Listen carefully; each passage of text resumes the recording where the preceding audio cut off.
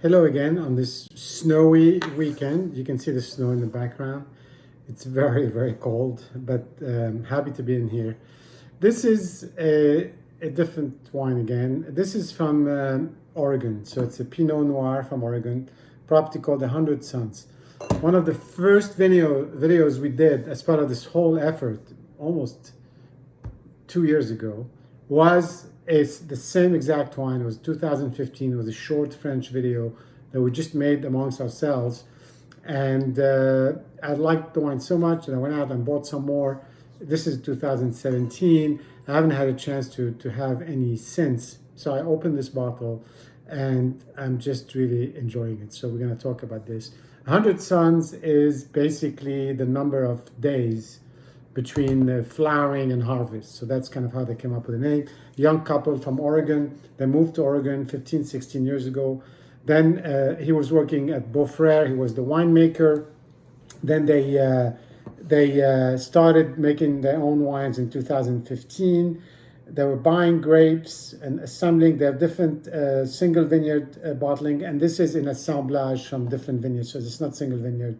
This is sort of their main wine. It's called Old Eight Cut, and this is in reference to some cut of diamond back hundreds of years ago that was really used, that was done with very simple stone tools. Anyway, the reference here to simplicity and natural winemaking.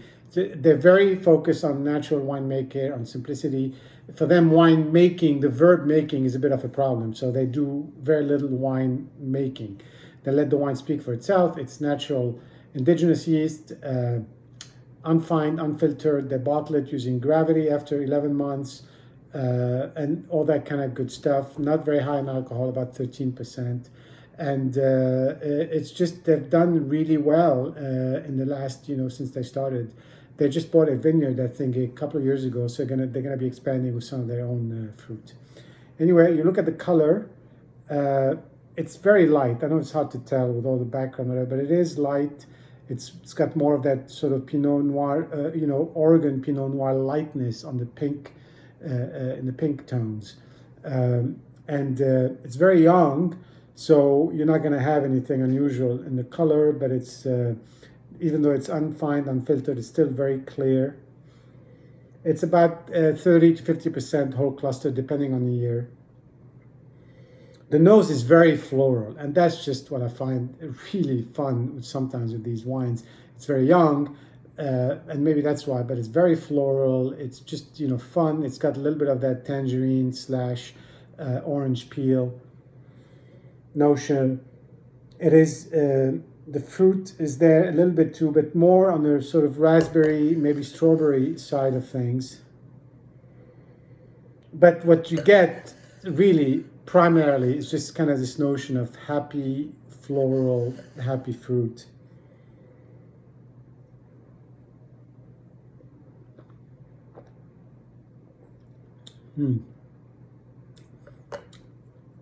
It's got a little bit of tanginess in the mouth, a little bit of effervescence, which is sort of kind of, again, that sort of happiness that comes in your mind, and the fruitiness.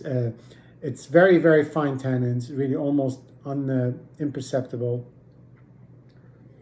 It's just like yummy. I mean, I know, sometimes you read some of these reviews about wines like this, just really well balanced, very simple, and feel simple and look simple, and somehow it's like a negative note. Oh, it's simple, it's got to be complicated.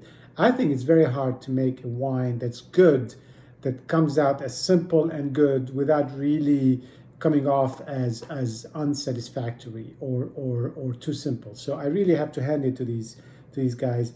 It's a very good wine, very easy to drink. It is simple, but taken in a good way, not very expensive, and it's got just a riot of fruit and flower aromas with a little bit of sort of spice, just a tiny bit of spice that's starting to develop on the back. Again, that could be different in another couple of years.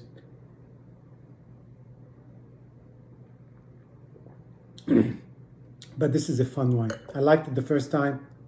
I like it again, and a great one to have for any occasion. Cheers, and see you soon.